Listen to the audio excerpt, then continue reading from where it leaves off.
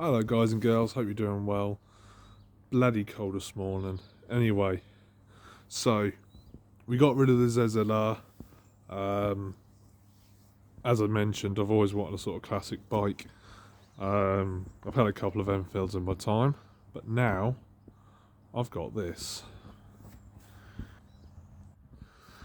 This is a 1966 Triumph 3TA, not to get confused with the civilian one, which has got the bathtub on the back. This is actually a ex-Dutch army bike that's been brought back to the UK. So I'll give you a quick look around. It does need a couple of bits doing to it. You can see that the fork gates are completely split and had it. There's also meant to be a bar that goes from there down to there. I have now got it up and running. It's running okay. It is rideable. It does struggle to off the mark for some reason, but I'm getting through to that. You can see Speedo, it's done bloody low mileage. Look, now obviously it's not the original one, that needs changing over, and also as well, I need a Speedo line that goes from here there now into there, so it's rear hub drive. As you probably saw, the amp meter, it works. He says, I hadn't turned the main switch on, but the cover's missing on there, so that's obviously going to need changing over at some point. The spokes have been redone on the tyre, on the wheel even, so eventually when I can, I'm going to get some authentic paint, because the wheels on these are meant to be paint, not chrome. I think the exhaust is meant to be black. I'm not 100% sure, but I might keep that how it is.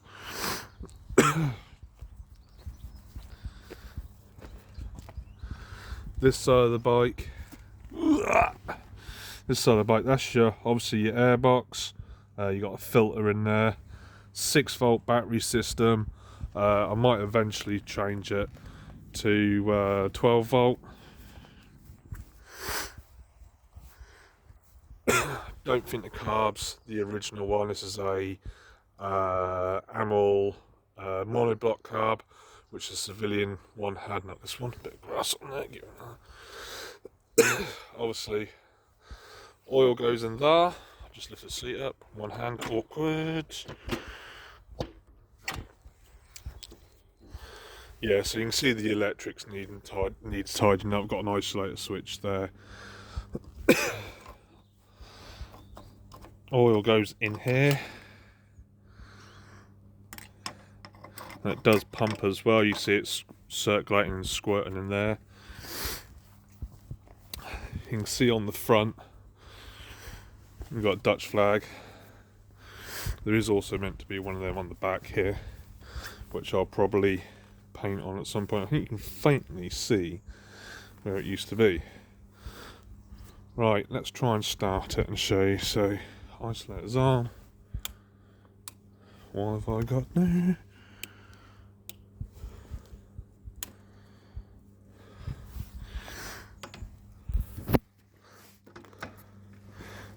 Turn the fuel tap on.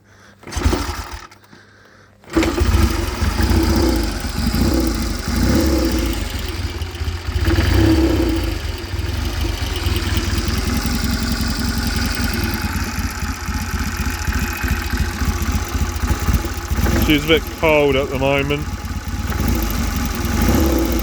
And that rattling, if you can hear it, is actually the fuel tank.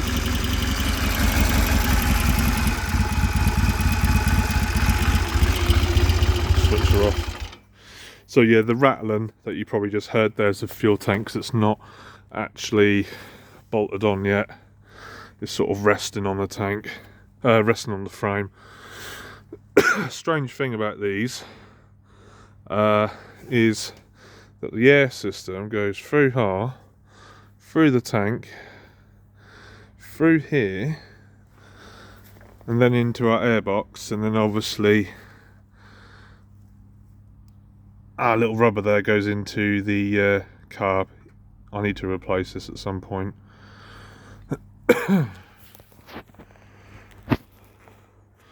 Brakes, obviously We've got a drum brake on the front, drum brake on the rear. Gears, obviously being old British, we've got gears on this side, because that would obviously be your brake on the Jack bike. And obviously on the left side we've got a brake.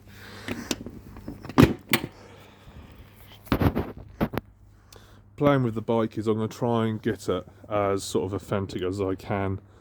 Obviously I mentioned about painting the wheels need to be done.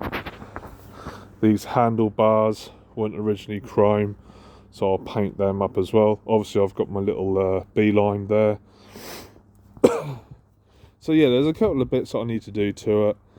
All in all, I am very happy with the bike. Very happy with the bike indeed. It's got quite a bit of character. These were also, because they're ex-military, the gearbox in these were more designed, I forgot what to call it now, the ratio is different. So it's more designed for lower end to, no, what's the word I'm looking for? The gearbox is high end, no, high ratio gearbox. So basically it will chug up a hill rather than spin up a hill.